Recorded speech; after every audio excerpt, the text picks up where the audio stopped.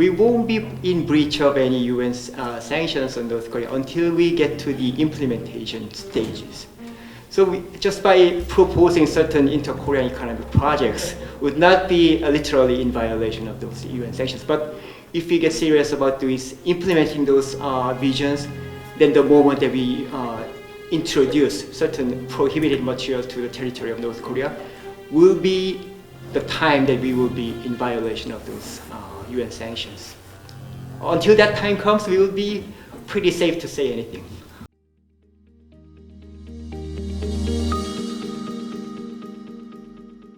But if there was one area that those sanctions have been really effective, it was in inter-Korean relations, but not in a good way. It totally had the chilling effect on the implementation of the two Korean leaders' vision to make two Koreas close together, both economically and politically. With that, I will be briefly introducing to you some details of the UN sanctions on North Korea and how we would be dealing with those UN sanctions if we want to get more serious about improving our economic relations with North Korea. So basically, Security Council as the primary organ to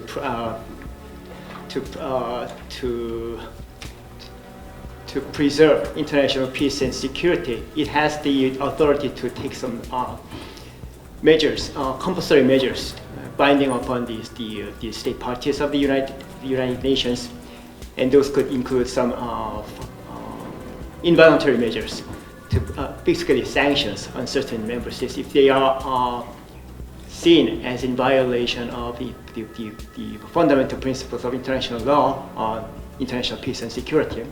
And I wouldn't be talking more about these details of the UN sanctions, but it basically started with the 2006 with the adoption of UN Security Council Resolution 1695. But it was really starting to have some impact with the establishment of the Sanctions Committee with the adoption of UN Security Council Resolution 1718 in 2006.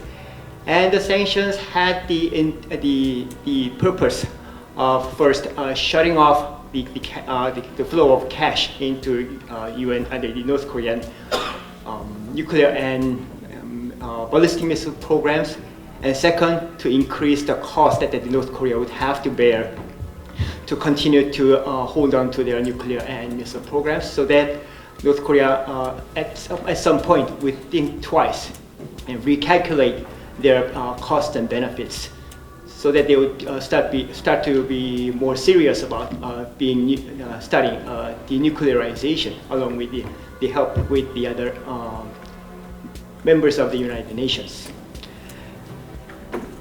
And I would point out some of the relevant details about the most recent UN sanctions on North Korea, so bear with me for a while. But this is how the things looked different, how the things started to look different with the meeting of two Korean leaders in Panmunjom in 2018. And they made a joint declaration declaring a new start of a better ties between two Koreas. And they pledged to build a better inter-Korean relations, along with the easing of the military tensions. And then, as you all know, the leaders of North Korea and then President Trump met for the first time in history to make a declaration. And at with the declaration, North Korean leader pledged to start denuclearizing the Korean Peninsula, and President Trump was fully supportive of that. And then we had another summit meeting between two Korean leaders, and one of those points that they agreed on was to make some inter-Korean cooperation projects. And they included some forestry cooperation, and they also included the resumption of Kaesong and Geumgang tourism and the industrial complexes when the right time would come. And they also pledged to have some environmental cooperation projects, as well as the relinking both railways and roadways of two Koreas.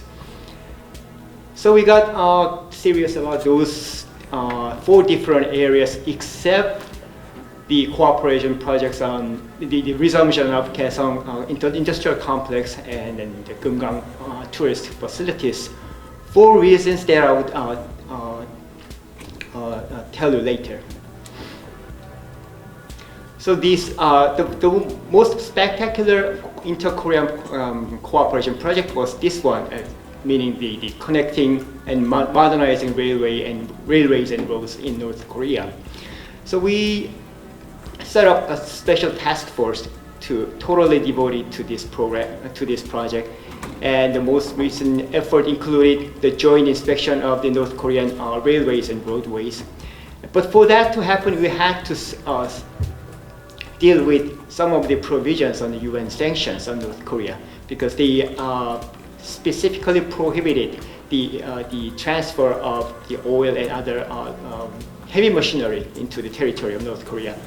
So for that to proceed, we contacted the UN Sanctions Committee and was granted the exemptions from the implementation of sanctions on a case-by-cases. So for that, because of that, we were able to do some joint inspection of the North Korean railways and roadways. But that was the last that we actually had achieved in terms of just moving ahead with the inter-Korean cooperation projects. Possibly for some political reasons, because we didn't see much improvement. We didn't see much improvement on the talks between North Korea and the United States, and the denuclearization process was, as has been already discussed, at a stalemate ever since the Hanoi summit meeting in early this year. And there are some technicalities involved too when we want to get serious about inter-Korean cooperation projects, including economic joint cooperation projects. For that to happen, we need to achieve certain degree of denuclearization, and also some of the provisions of UN sanctions would have a potential impact on the implementation, because some of the provisions were specifically prohibiting certain projects from going forward, and they will also had some potential to make some of the inter-Korean cooperation projects in violation of those sanctions. I have listed some of these, but especially the provision, the prohibition of the opening new joint ventures and expansion of existing joint ventures would be prohibited under the provision of the UN Security Council Resolution 2371, and it would have the direct impact on the Kumgang and the Kaesong complex, industrial complex, if we want to resume our production at the facilities. And there are also certain specific provisions in the most recent UN sanctions on North Korea, which was Resolution 2397. They basically say that certain products would not be able to be transferred to the territory of the North Korea, based on the customs code, which we oftentimes call as HS code. So heavy machineries are not allowed into the territory of North Korea. That's along with the other locomotives and transportation vehicles. And some iron, steel, and other non-steel metals are not allowed into the territory of North Korea either. So these would have a very chilling impact if we want to have certain economic projects to go forward between two Koreas. And that was one of the reasons why we did not go beyond the preparatory stages of certain inter-Korean cooperation projects. As I mentioned before, it happened once with the connection of the inter-Korean roadways and railways. So exemption from the sanctions are possible, but for that to happen, the UN resolution would have to have languages specifically allowing the exemptions to take place. For example, in the UN resolution 2375, they have the languages along that line, and also with the resolution of 2397, they allow certain projects to go forward if they were given exemptions from the sanctions committee on a case-by-case basis. But as I mentioned, the decision would be made on a case-by-case basis, so it would not be permanent, and it would not be always guaranteed. So that makes the inter-Korean cooperation projects really difficult to go forward. And also this, and then you know what happened in Hanoi, and probably this picture says a lot more than 10,000 words. So the North Korea says that if you don't lift UN sanctions, we will not denuclearize, and then the US says that, well, if you don't denuclearize, sanctions would hold. So we are basically in a stalemate. And the latest development involves the Korean Supreme Leader Chairman Kim Jong-un's order to demolish the old and dilapidated facilities built by the South Korean company in Kumgang Mountain area. And they say that they would construct new modern service facilities our own way.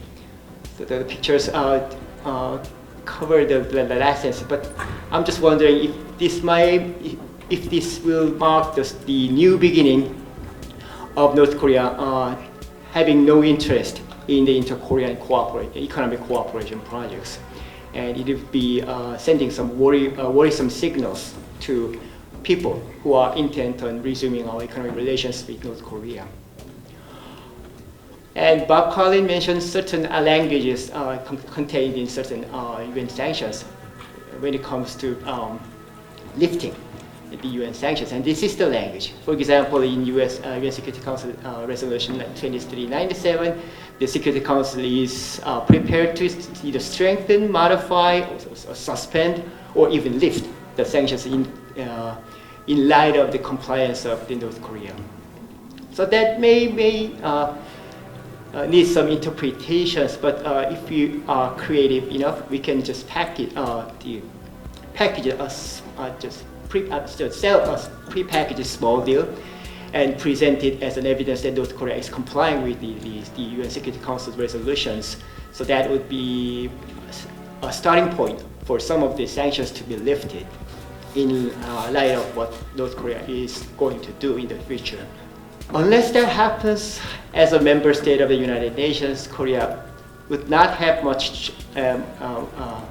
any other choice than to stick to the terms of the UN Security Council resolutions.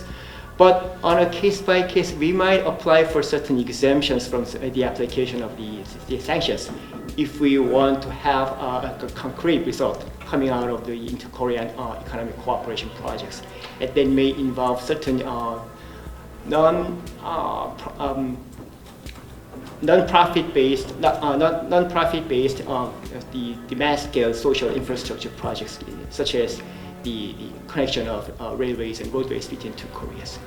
So with that, I'd like to conclude my presentation by saying that we are not getting far enough in the advancement of our inter-Korean economic relations, but we can still be hopeful that the inter-Korean economic relations would get better depending on what the North Korea is prepared to do in their denuclearization aspects. Thank you.